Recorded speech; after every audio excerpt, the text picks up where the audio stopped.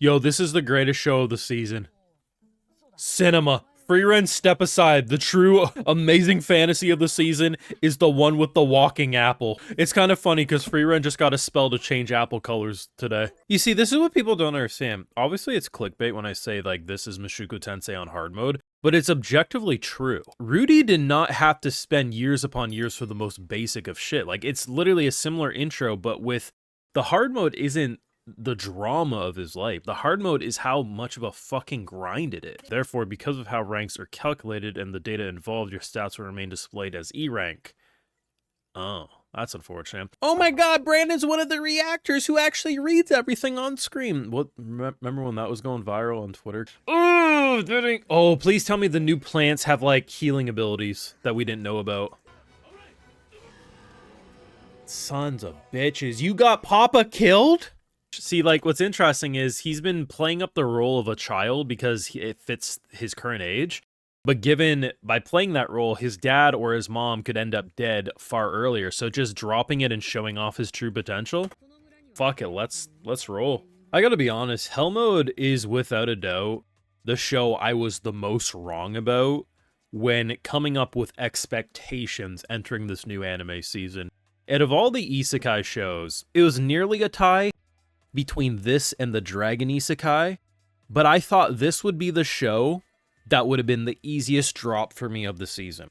That it probably wouldn't be god-awful, but it would be so mid that I forget about it and no one cares. But now, out of 3 episodes, sure, episode 2 had a bit of a funny issue where the anime accidentally sent the streaming sites the voice audio slightly lower than everything else, so it made everything obnoxiously loud. It was kind of funny, but is what it is. But after 3 episodes of Hell Mode, I explained episode 1 as think of Mushoku Tensei but on hard mode. And I still stand by that statement. Not in the way that emotionally the character is struggling, but the mechanics of the character are set to such extremes. 2 years to get to such basic leveling ups because this is on Hell Mode difficulty.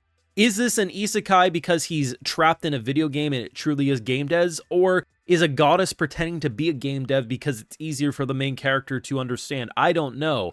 But over 3 episodes, I've seen the most consistently good isekai you could have made. Not the best of the best, not the greatest thing of all time, but something that just, it doesn't really do anything wrong. It doesn't necessarily excel in anything, but it's so consistently enjoyable. If I had 100 episodes, I would finish it in a week. And I'm not even exaggerating. This show fucking slaps. But if you got this far in the video, you know what to do. Make sure you drop a like. Help show your support, subscribe, ring that bell, and Patreon is where you catch my full live reactions to all these episodes and more. Also does go a long way to help fund the channel and videos just like these. I think too, with these episodes, we're going to briefly talk about episode 2. It's going to be mostly focused on episode 3. It feels like you watch 2 episodes in one every week.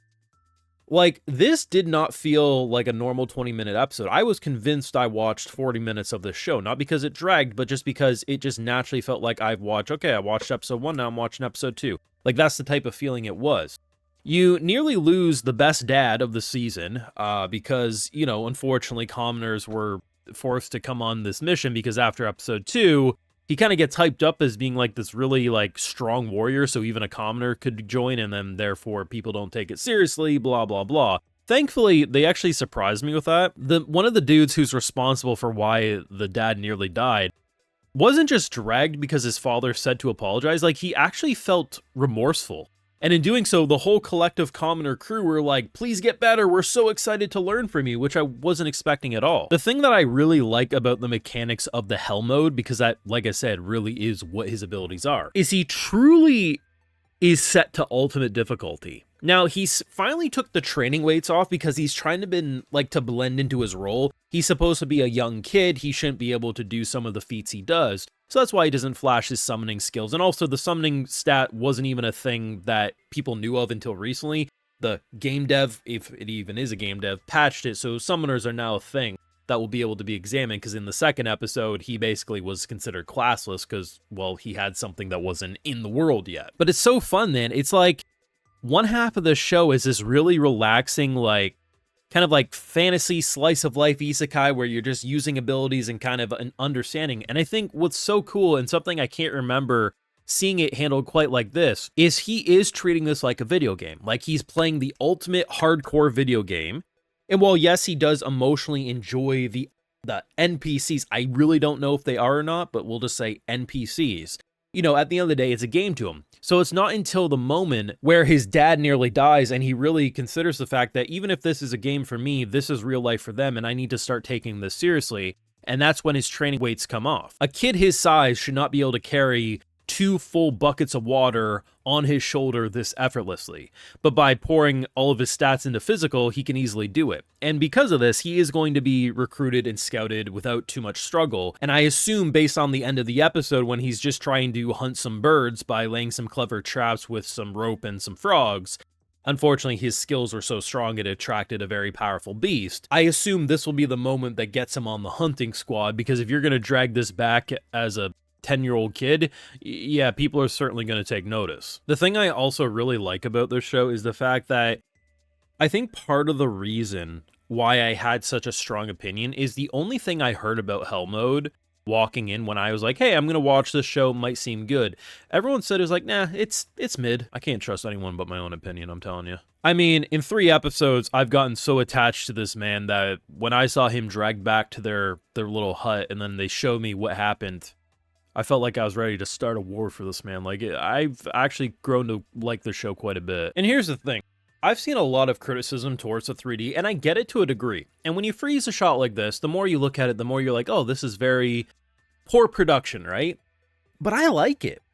Now, I'm not saying I want everything to look like this, but here's the thing. If you're going to have a show that's based around a lot of summoning, a majority of it being 3D is probably to be expected unless you got blessed by the godly production schedules. This is obviously 3D, but I don't know exactly. There's something about how they stylized it. It's almost like you added a slightly blurry filter to it, and the colors aren't as bright as the normal scenes that we see in this show. And in doing so, I don't look at it and say, damn, that is jarring and distracting. I look at it and say, huh, that's an interesting creative direction you took here. It doesn't look bad.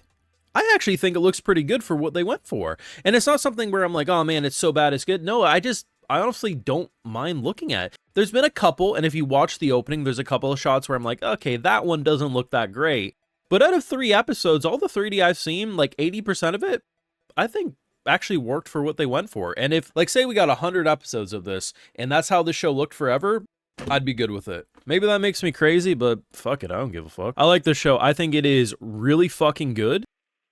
It is the isekai that I was easily the most wrong about this season. The more I think about it, the more I like it. Whether or not it is actually a game or it's an isekai world that he is just being convinced is a game, whatever they decide to take, I think the show is working for me. But you can let me know your thoughts down below, either on episode 2, which was good. It was basically just kind of like standing around and kind of learning more about the world and stuff. I do think episode 3 is easily the best out of the 3 episodes, even ignoring the kind of death blow. You can let me know your thoughts down below. And of course, you can see my full live reactions to all the episodes. This may not be a show we do every single week on YouTube, but I like it enough that I will come back from time to time either way. But if you do want to see weekly videos, you know how to do it. Likes, comments, subscribes, all that fun jazz will help the videos do better. But either way, you can catch me over on Patreon, and if you are over there, I'll give you a video shout out because I love my patrons just that much. So today we got Jorid, Jake McDougal, Sage Narv, JMW, Tokyo, Sophia Palmieri, Match, and we also had Mate. So I appreciate the support. Please take care. Y'all have a good one.